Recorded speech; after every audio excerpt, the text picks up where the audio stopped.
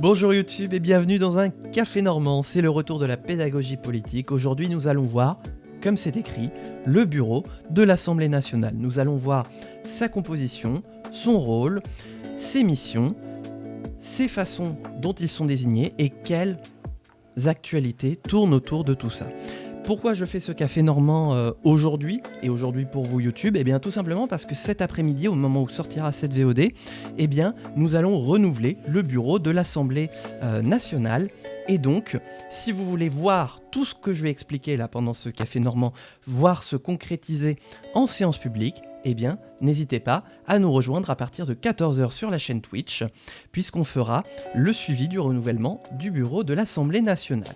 Donc on va commencer par une petite présentation, et pour ça, le site de l'Assemblée nationale est bien fait à bien des égards. On va commencer donc par une petite présentation qui nous est rédigée sommairement. Le bureau exerce une compétence générale sur l'organisation et le fonctionnement interne de l'Assemblée.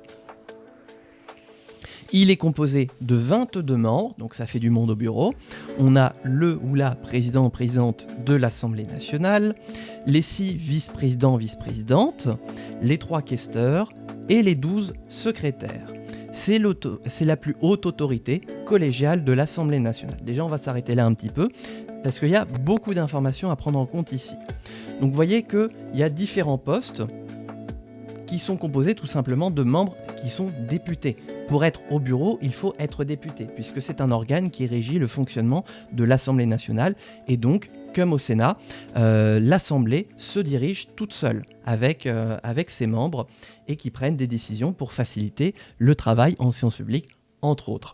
Il y a différents postes clés qui sont élus à intervalles réguliers. Donc la présidente de l'Assemblée nationale actuellement, Yaël Braun-Pivet, 6 vice-présidents, 3 questeurs, 12 secrétaires, et donc qui et ensemble ont possibilité de prendre des décisions pour l'Assemblée nationale. Actuellement, notre bureau est composé donc de notre chère présidente Yaël Braun-Pivet, des 6 vice-présidents qui sont Clémence Guettet, Naïma Mouchou, Nadège Abomangoli, Xavier Breton, Roland Lescure et Jérémy Jordanov, les 3 questeuristes de l'Assemblée nationale, Christine Pires-Beaune. Ah d'ailleurs, ces 3 est-ce qu'on dit questeuses, questrices, questeureux? Christine Pires-Beaune, Brigitte Klinkert et Michel Tabarot, on dit questeur. Très bien. Et nous avons les 12 secrétaires avec Gabriel Amar, Farida Amrani, Inaki Echaniz, Lise Magnier, Christophe Negelen, Laurent Panifous, Sophie Pantel, Stéphane Peu, Sébastien Pétavy, Mereana Reid Arbello, il y a des noms que j'ai plus de difficultés à dire, Eva Sass et Sabrina Sebaï. Iñaki. Ok, donc ça c'est notre bureau actuel qui va être renouvelé donc cet après-midi au moment où la VOD sortira. Maintenant qu'on a vu tout ça, on va voir un petit peu à quoi sert le bureau, quelles sont ses compétences et comment est-il désigné. Hop, alors je vais vous zoomer pour que vous puissiez voir un petit peu. Pareil, encore une fois, le site de l'Assemblée nationale est bien foutu parce qu'on a plein de petites fiches pour comprendre un petit peu le fonctionnement des institutions. Echani, c'est celui qui avait posé la question de Dussopt à Dussopt. Ah oui! Ah, excellent, je m'en souviens de celle-là.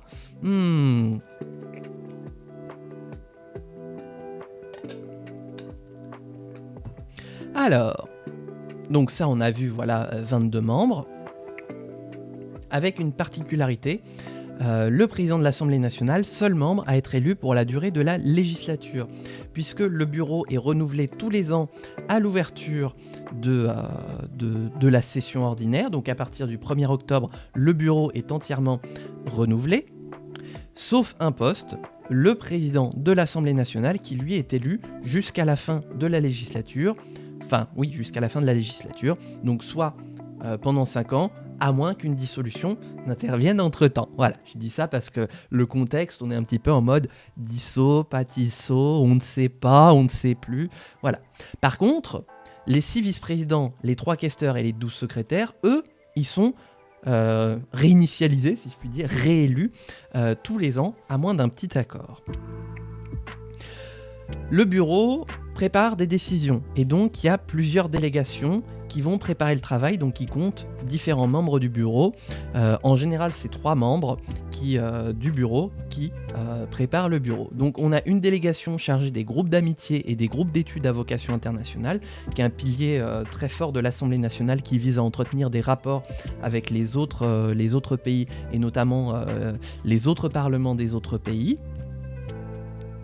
La délégation chargée de la transparence et des représentants d'intérêts. Bon, bah là, c'est tout ce qui est rapport à déontologie, lobbying, etc. La délégation chargée de la communication, de la presse et du patrimoine artistique et culturel. Eh ben, dis donc, c'est un sacré intitulé. C'est assez explicite là-dessus. La délégation chargée de l'application du statut du député. Donc ça, c'est spécifique. Toutes les questions relatives au régime des incompatibilités parlementaires et aux autorisations de mesures privatives ou restrictives de liberté concernant les membres de l'Assemblée. Donc c'est notamment quand il y a des sanctions qui doivent être prises contre un membre, un député de l'Assemblée nationale, eh bien le bureau se réunit et notamment cette délégation-là qui doit réfléchir à quelle est la mesure proportionnée par rapport à l'infraction commise, qui est ensuite soumis à validation en séance publique.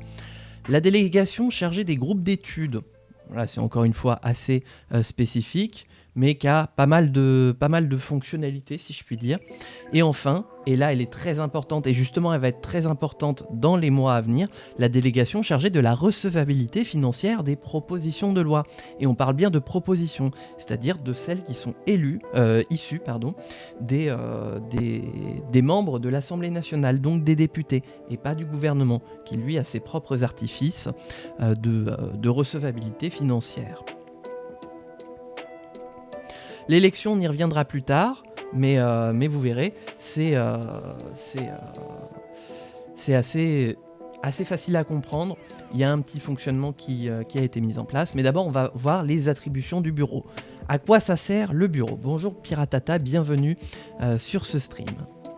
L'article 14, alinéa 1er du règlement intérieur de l'Assemblée nationale indique que le bureau a tout pouvoir pour régler les délibérations de l'Assemblée et pour organiser et diriger tous les services. C'est donc au bureau qu'il revient de représenter collégialement l'Assemblée nationale dans les manifestations extérieures, d'interpréter et d'appliquer le règlement, de régler les incidents de séance majeures ou encore d'assurer l'équité de traitement au regard de la communication audiovisuelle. Comme le NFP est majoritaire, normalement, tout le bureau devrait être du bureau. Quoi ? Alors pourquoi ce n'est pas le cas ? Attends, je te laisse reformuler ta question. Comme le NFP est majoritaire au bureau, normalement tout le bureau devrait être du NFP. Ah non, mais ça on verra plus tard.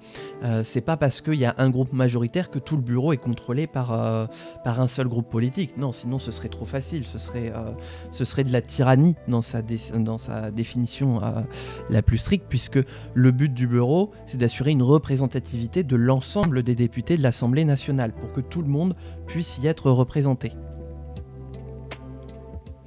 Alors, à quoi sert le bureau, notamment en séance publique ? Le président ou l'un des vice-présidents qui le supplée dirige les délibérations. Et oui, il n'y a pas de réunion de l'Assemblée nationale sans qu'il n'y ait le président de l'Assemblée nationale ou au moins un des vice-présidents. Et donc, il y a toujours un président de séance qui fait obligatoirement partie du bureau. Et pourquoi ? Tout simplement parce que c'est le président de séance qui peut à tout moment suspendre ou lever la séance. Donc ça, c'est le rôle du président et des vice-présidents. C'est d'assurer le fonctionnement de la séance publique de l'Assemblée nationale, de conduire les travaux, de donner la parole et donc d'ouvrir, suspendre et lever la séance. Contrairement aux États-Unis où le président de l'Assemblée désigne qui il veut pour présider une séance. Oui, là il y a un roulement, parce que forcément quand tu es président de l'Assemblée nationale, tu peux pas présider toutes les séances. Je rappelle, il y a jusqu'à 3 séances publiques par jour, une à 9h, une à 15h, enfin 14-15h, et une à 21h, 21h30. Donc quand tu es président de l'Assemblée nationale, si tu peux pas déléguer, en fait tu te retrouves tout le temps coincé au perchoir. Le perchoir, c'est là où s'assoit le président de séance en séance publique. Et donc du coup pour ça, il y a 6 vice-présidents qui ensemble gèrent. Moi je suis plus dispo à ce moment-là, moi je suis pas dispo à ce moment-là, pour qu'il y ait un roulement et donc pour que tout le monde puisse faire sa part du boulot de présidence des séances publiques. Dans la procédure parlementaire, le bureau a compétence pour apprécier la recevabilité financière des propositions de loi au moment de leur dépôt. Et ça, c'est une compétence très importante. Cette compétence est exercée par une de ses délégations. Bien qu'il ne soit pas fait usage de cette disposition en pratique, le bureau peut également être saisi par le président de l'Assemblée pour statuer sur la recevabilité financière d'amendements. Alors, il me semble que ça a été fait au moment de la réforme des retraites. Si le président meurt, qui réunit le bureau ? Mais est-ce que c'est une vraie question ou est-ce que c'est une question que tu poses comme ça pour donner la réponse ? Parce que je rappelle que le gouvernateur travaille à l'Assemblée nationale et que donc il connaît plus ou moins le fonctionnement du schmilblick.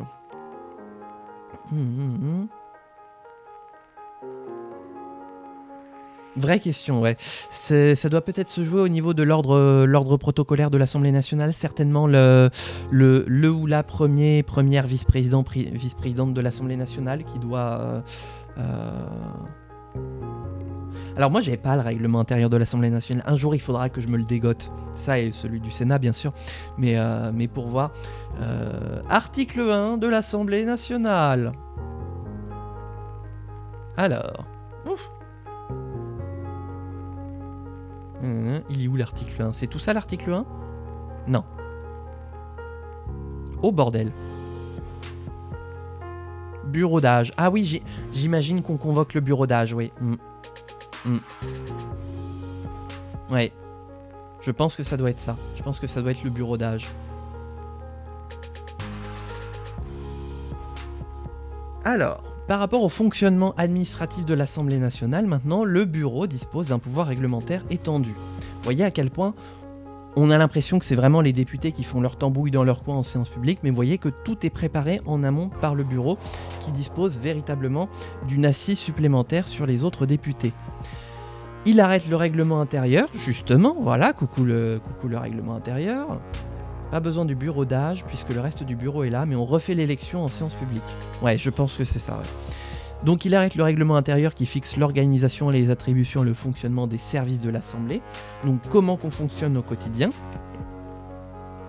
Il précise les modalités d'application, d'interprétation et d'exécution de ce règlement intérieur par les différents services. Comment est-ce qu'on comprend le règlement intérieur et donc comment est-ce qu'on le met en service. Il fixe le statut, le régime de retraite et de sécurité sociale du personnel et les rapports entre l'administration de l'Assemblée et les organisations professionnelles du personnel. Et oui, parce que en tant qu'entité administrative indépendante, eh bien, l'Assemblée nationale dispose aussi d'un régime particulier qui n'est pas le régime général, qui est un régime spécifique de la fonction publique, comme celui du Sénat, qui a un statut particulier pour les fonctionnaires et les députés. Il dispose d'un pouvoir de nomination aux grades les plus élevés de l'administration de l'Assemblée nationale. Il nomme ainsi les secrétaires généraux, les directeurs généraux ainsi que les directeurs et chefs de service. Donc ça, c'est logique, on retrouve ça dans toutes les administrations. L'idée que le sommet de la pyramide nomme les instances exécutives en dessous. Sous la haute direction du bureau, les questeurs sont chargés des questions financières et administratives et, à ce titre, ils présentent chaque année les prévisions budgétaires de l'Assemblée. Ils rendent compte au bureau des principales décisions relevant de leurs compétences propres et, le cas échéant, lui demandent de se prononcer sur certains points touchant notamment aux aspects matériels du statut du personnel ou aux moyens mis à la disposition des députés et des organes de l'Assemblée. Et là donc on touche à l'un des types de membres de l'Assemblée nationale, les questeurs. Qu'est-ce que sont les questeurs ? Tout simplement, une autre fiche de l'Assemblée nationale. Les questeurs sont les membres du bureau exerçant sous l'autorité de celui-ci la gestion administrative et financière de l'Assemblée. Ils élaborent notamment le budget de l'Assemblée, gèrent les crédits et engagent les dépenses. Bref, ce sont eux qui font tourner financièrement l'Assemblée nationale et qui donc font aussi des audits sur les dépenses des députés. Tout ce qui est question d'argent à l'intérieur de l'Assemblée nationale, ce sont les 3 questeurs qui gèrent l'entièreté du budget. D'ailleurs, il me semble que c'est un budget d'à peu près 500 millions d'euros, si je me souviens bien, à 50 millions près, parce que j'ai un doute. Je crois que c'est environ 500 millions par année de budget de fonctionnement. Investissement, j'ai pas, mais fonctionnement, c'est 500 millions, à peu près. 480 milliards T'en jailles pas trop, gouvernateur.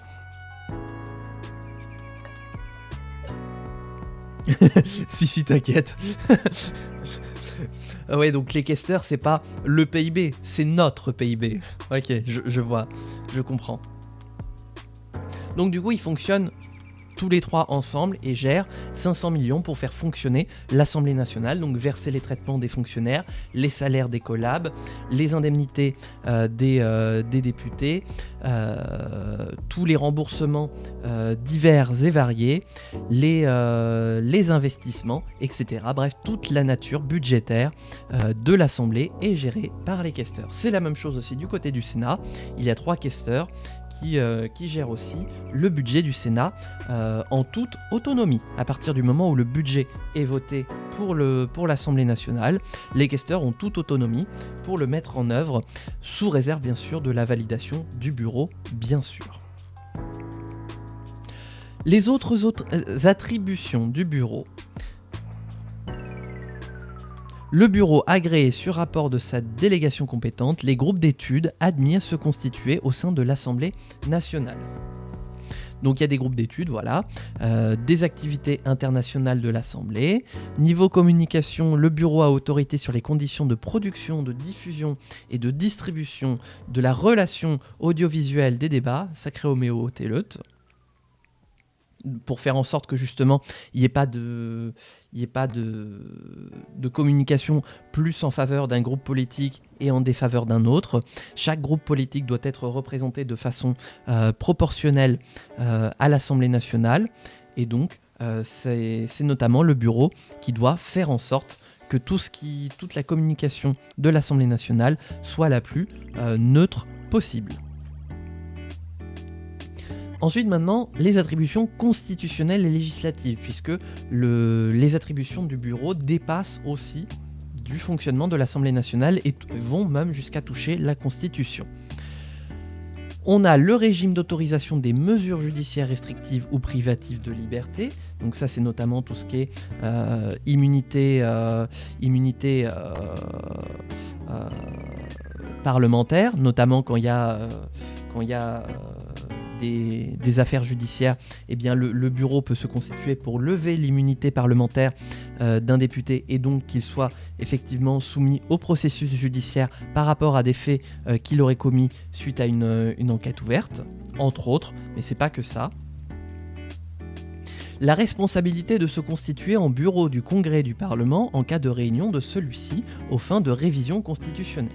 Et oui, parce que, et on l'a eu il n'y a pas longtemps, de temps en temps, le Parlement est convoqué. Qu'est-ce que le Parlement ? C'est quand l'Assemblée nationale et le Sénat siègent en même temps pour une idée précise, un discours de politique générale, une révision constitutionnelle. Je crois qu'il y a aussi, notamment, quand il y a des appels à référendum, j'ai un doute, mais je vous laisse me confirmer. Donc le Congrès, ce qu'on appelle le Congrès, est convoqué. Et donc, il y a un président. Oui, il y a des discours de politique. Non, pardon, c'est... Non, je me suis trompé. C'est une adresse. Oui, voilà, le discours du président. Une adresse au Congrès. Non. Oui. Merci pour la confirmation, de la rectification. En plus, je pensais pas au Premier ministre, parce que le Premier ministre, il a l'Assemblée nationale et le Sénat. Voilà, c'est quand le président de la République veut s'adresser aux parlementaires, vu qu'il ne peut pas mettre les pieds à l'Assemblée nationale et au Sénat. Non, il n'y a pas de truc en loi en lien avec les référendums. Ok. Donc, si le président de la République veut communiquer directement, il y a un truc pour l'Union européenne. Ah, intéressant.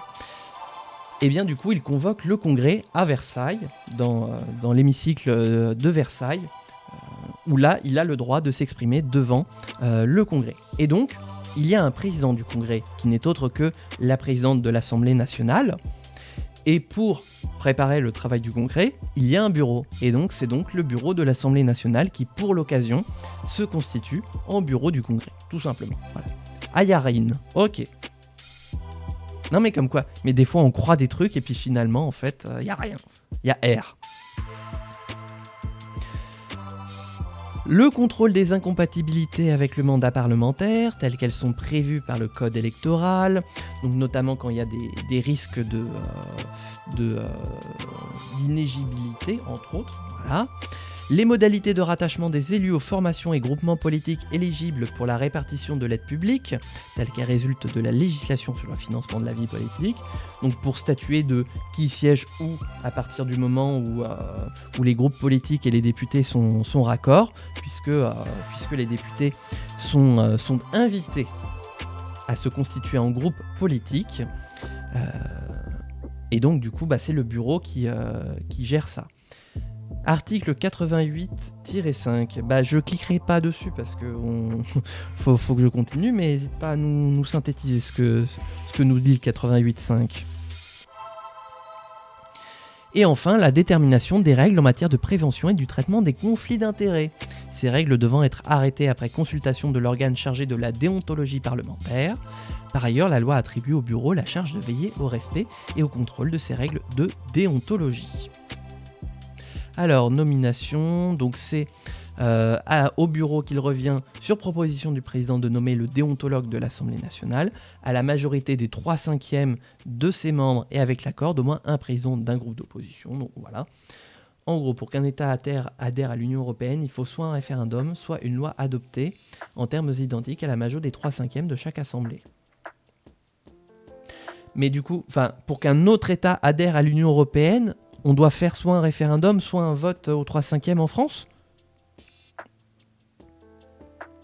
C'est curieux, parce que pour que la France adhère à l'Union européenne, je comprendrais la procédure, mais pour qu'un autre pays rejoigne l'Union européenne...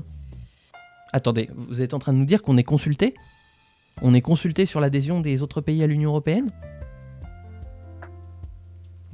Ça y est, là, tu as réussi à appâter le chaland, il faut que je vérifie. Wouh ! Ah ouais, d'un État à l'Union européenne. Bah ouais. Au référendum ? Mais... Ouais, référendum. Croatie, qui c'est qu'il y a d'autre qui a rejoint l'Union européenne aussi ? Je sais plus. Mais il y en a eu quelques-uns là depuis une dizaine d'années. Ah, toutefois, par le vote d'une motion adoptée en termes identiques, le Parlement peut autoriser... Mais donc du coup, à chaque fois, ça se fait au 3/5 par le Parlement. Tiens. Non mais on en apprend tous les jours. Hein. J'aime apprendre. Voilà un petit peu donc pour le fonctionnement, le rôle du bureau. On va revenir sur les élections juste après. Il nous reste simplement à terminer un petit peu le kaléidoscope de l'Assemblée nationale pour voir le rôle de tout un chacun. Donc on a vu un petit peu le rôle un petit peu de la présidente parce qu'il y en a encore d'autres et surtout des vice-présidents et des questeurs de l'Assemblée nationale. Il reste le rôle des secrétaires qu'on a commencé un petit peu à aborder, mais surtout le restant des missions de la présidente de l'Assemblée nationale. Les secrétaires, qu'est-ce qu'ils font ? J'avais une fiche pour ça. Où c'est qu'elle est planquée ? Ça doit être là. 89.3, c'est bien la réunion du Congrès.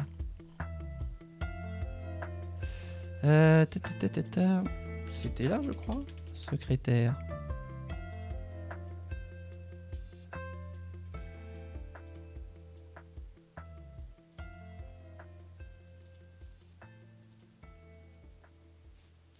Non, c'est pas là.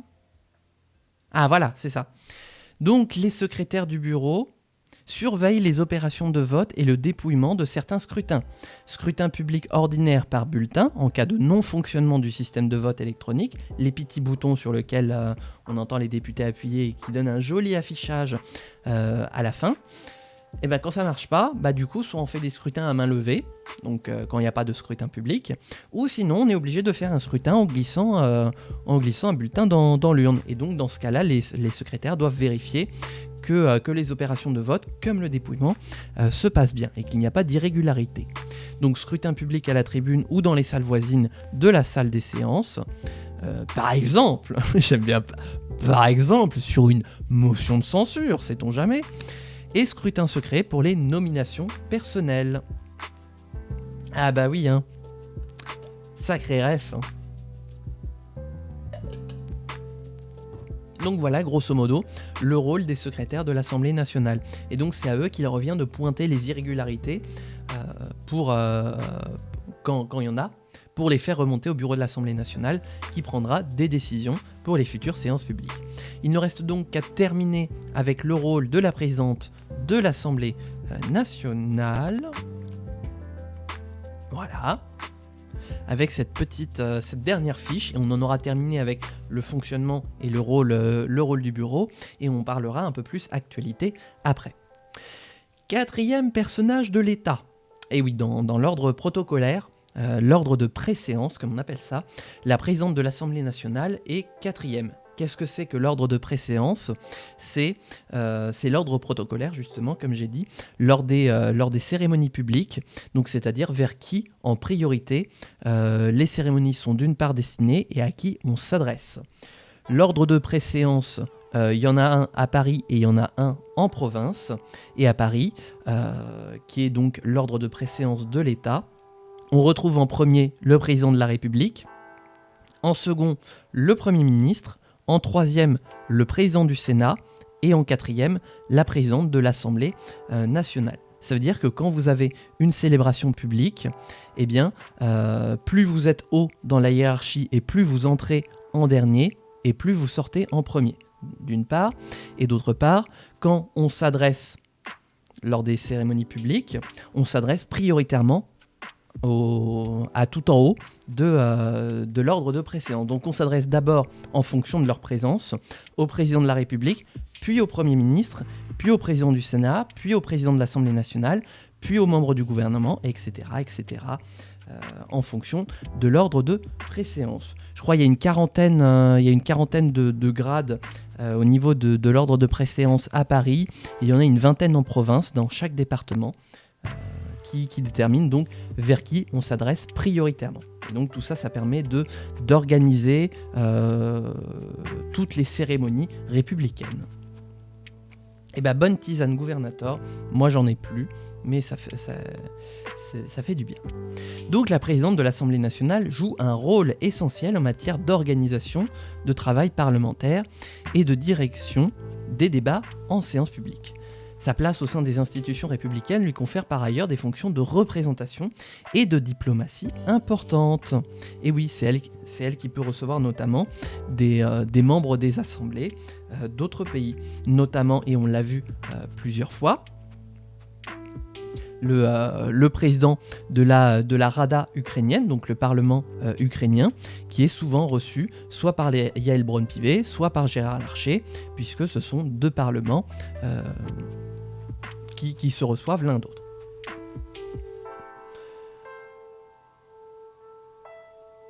Alors, la présidente est une figure majeure de la vie politique française, du fait de sa place au sein des institutions de la République, de sa contribution essentielle au bon fonctionnement de l'Assemblée, mais aussi du fait de la responsabilité qui lui échoit de moderniser l'Assemblée, de l'ouvrir aux citoyens et d'assurer son rayonnement dans ce monde.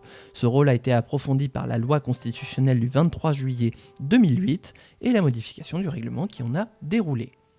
Donc elle est élue par les députés pour la législature, donc pour 5 ans, sauf s'il y a dissolution. Elle préside plusieurs organes décisionnels à l'Assemblée nationale, la conférence des présidents, donc c'est comme le bureau, sauf que là c'est simplement les présidents des groupes politiques, plus la présidente de l'Assemblée nationale. Donc qui fixe l'ordre du jour des travaux de l'Assemblée nationale, le bureau qui règle l'organisation et le fonctionnement de l'Assemblée, et le comité d'évaluation et de contrôle des politiques publiques, institué en 2009. La présidente de l'Assemblée nationale nomme un membre du Conseil constitutionnel lors de chaque renouvellement triennal, tous les 3 ans. elle peut nommer 2 des 6 personnalités appelées à siéger au sein des formations du Conseil supérieur de la magistrature. Oh, le mélange d'odeurs là. La présidente de l'Assemblée nationale nomme un ou plusieurs membres des différents conseils et autorités administratives indépendantes. Par ailleurs, certains textes lui confient le soin de nommer un ou plusieurs députés pour siéger au sein d'organismes dans lesquels la représentation des assemblées parlementaires est prévue. La présidente de l'Assemblée nationale s'exprime au nom des députés de la nation. C'est par exemple à ce titre qu'elle exprime en séance publique l'émotion, la condamnation, l'hommage de la représentation nationale face aux événements d'une particulière gravité. Lorsque le président de la République décide de réunir le Sénat et l'Assemblée en congrès à Versailles, c'est elle qui mène et préside les débats. Donc elle représente l'Assemblée nationale en France et à l'étranger. Voilà, donc c'est elle qu'on invite à l'étranger, tout comme on invite, j'ai cité mon exemple, le président de la Rada ukrainienne. Et elle endosse un rôle majeur dans la vie de l'Assemblée. Elle est la garante, finalement, et ce sera la conclusion de tout ça, elle est la garante de la bonne tenue des discussions et veille à la discipline et au respect des députés entre eux dans l'hémicycle. Dans ces fonctions, la présidente peut se faire remplacer par un des 6 vice-présidents de l'Assemblée nationale. Voilà un peu le rôle dévolu au 4e personnage de l'État, qui est la présidente de l'Assemblée nationale. Et donc, comprenez qu'elle ne peut pas être sur tous les fronts, et que donc, des fois, en séance publique, ce sont les vice-présidents qui prennent le relais.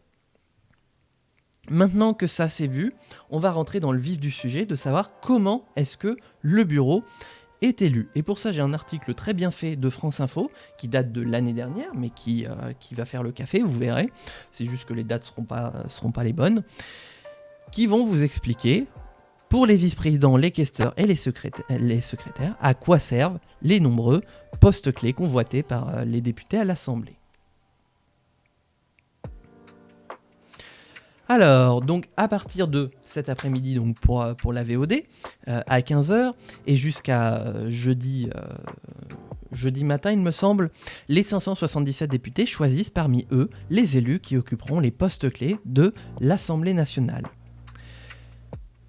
Certaines responsabilités, comme la présidence du Palais Bourbon, sont attribuées par un vote à bulletin secret en 1, 2 ou 3 tours si nécessaire pour départager les candidats. D'autres sont négociés entre les différents partis représentés. Si les discussions n'aboutissent pas, il reste l'option du vote, une perspective probable dans cet hémicycle très divisé. Une trentaine de fonctions très convoitées sont en jeu. La présidence n'est pas en jeu puisque c'est pour 5 ans, donc on n'en parle pas. Yael ne sera pas remise en jeu demain. Pour autant, le reste du bureau, 21 postes, sont remis en jeu à partir de demain. D'ailleurs, est-ce que tu as des nouvelles de la réunion de... Alors, je sais pas si c'est le bureau ou la conférence des présidents par rapport au deal. Est-ce que le deal a abouti ou pas? La conférence et non. Ok, ça marche. Bon, bah comme ça, c'est fait.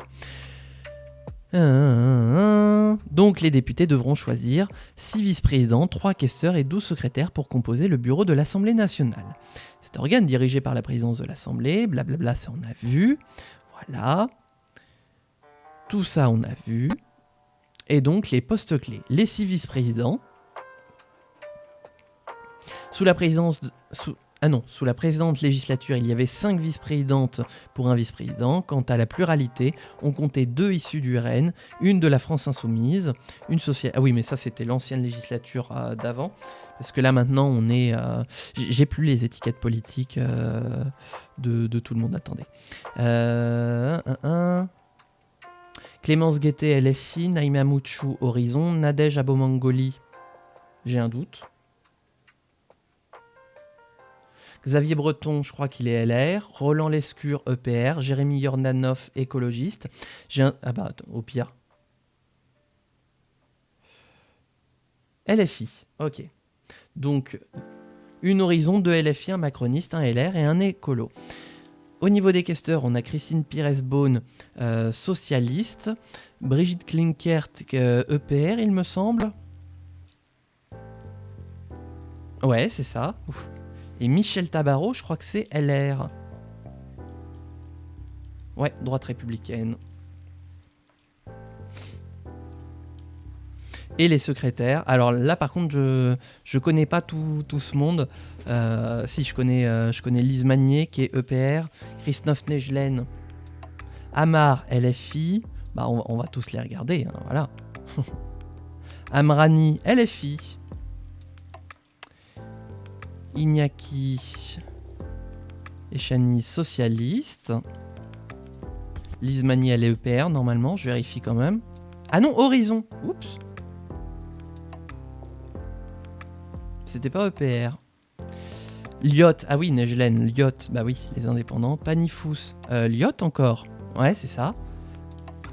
Sophie Pantel, socialiste. Ouais. Stéphane Peu, GDR, puisqu'il est président du groupe maintenant. Et qui on a Sébastien Pétavy, écologiste. Mireana Reidarbello, aucune idée.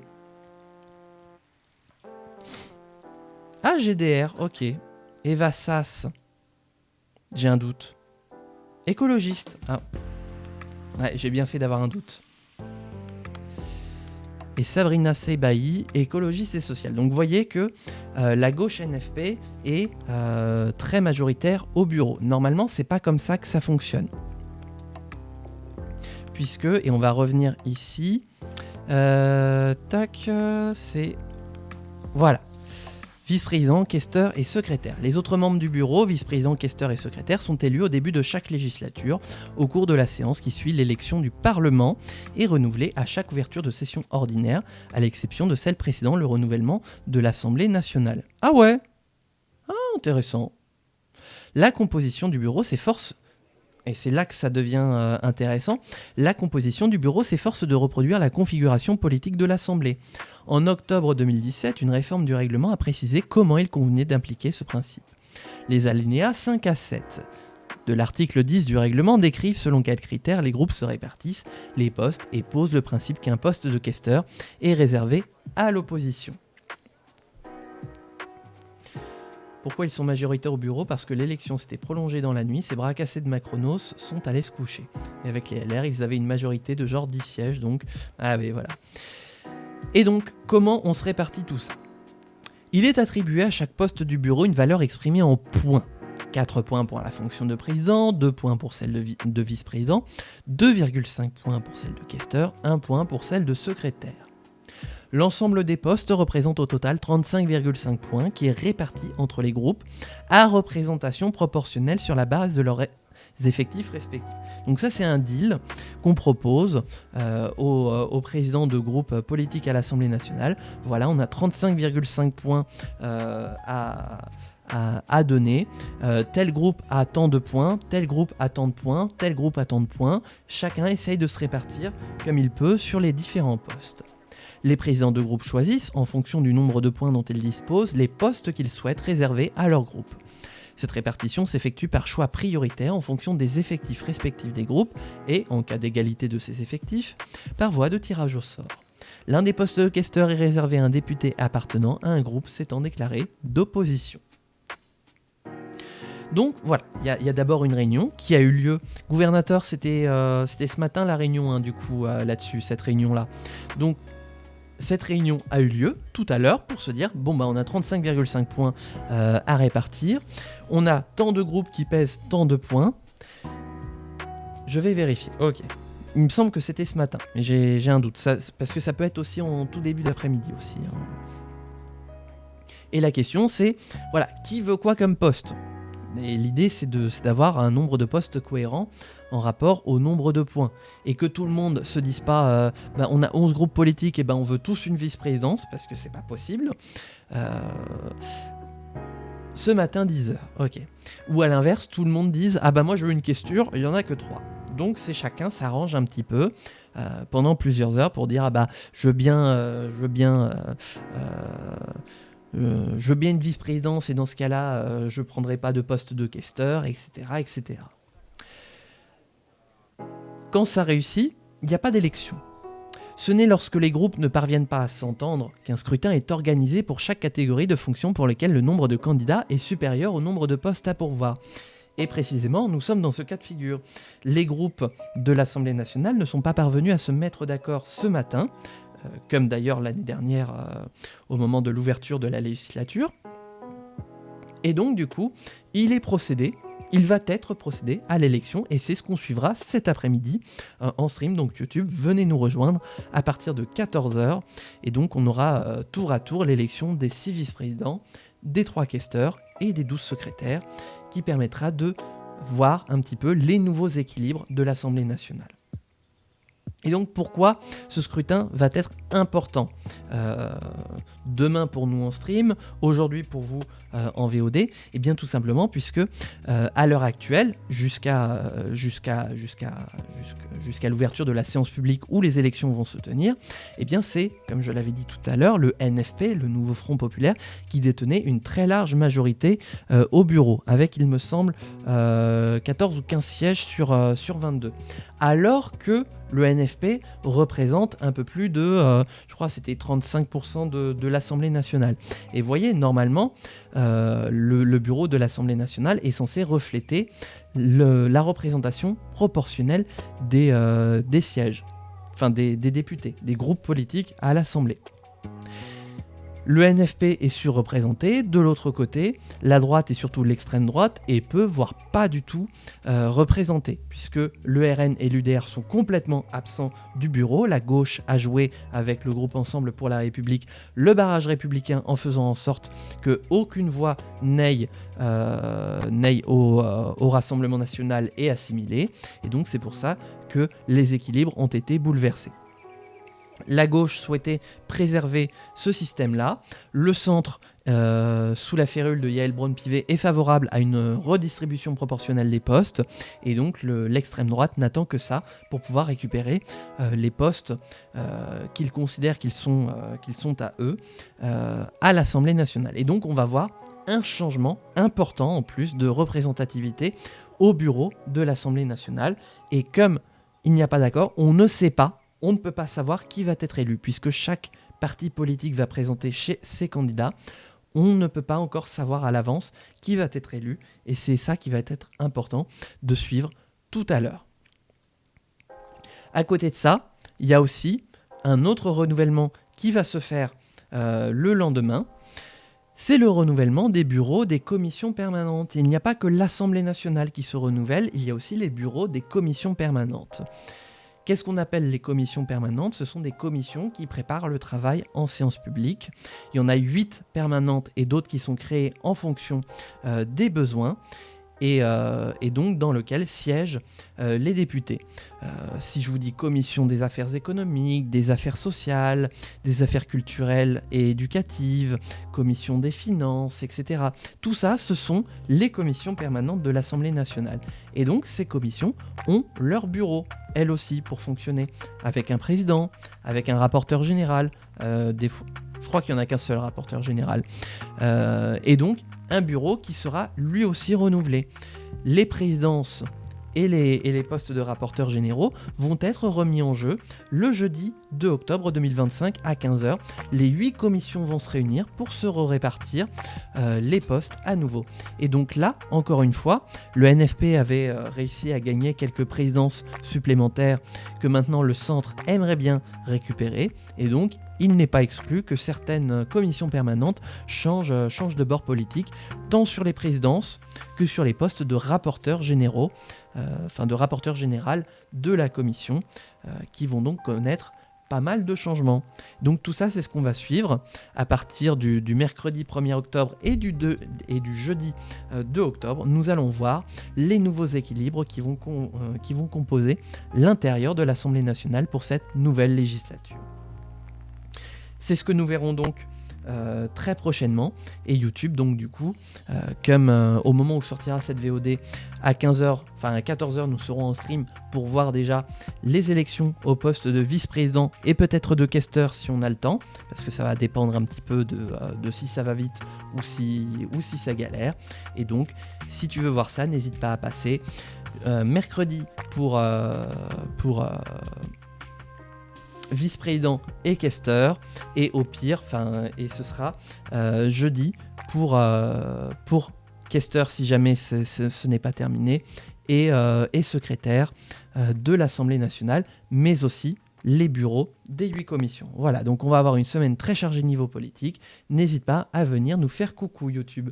Voilà, et bah écoutez, on va terminer ce Café Normand qui aura pris pas mal de temps, mais qui précise un petit peu pourquoi dans le contexte actuel, ce scrutin est très regardé par tous les groupes de l'Assemblée nationale. Merci à toi YouTube d'avoir regardé cette VOD. Si elle t'a plu, n'hésite pas à la liker, à commenter et à t'abonner. Et puis bien sûr de venir nous rejoindre en stream. Je suis en stream tous les jours, du lundi au vendredi de 14h à 17h30. Et là en l'occurrence, quand sortira cette VOD, donc nous serons en plein format politique en direct de l'Assemblée nationale. Porte-toi bien YouTube, amuse-toi bien et ciao tout le monde!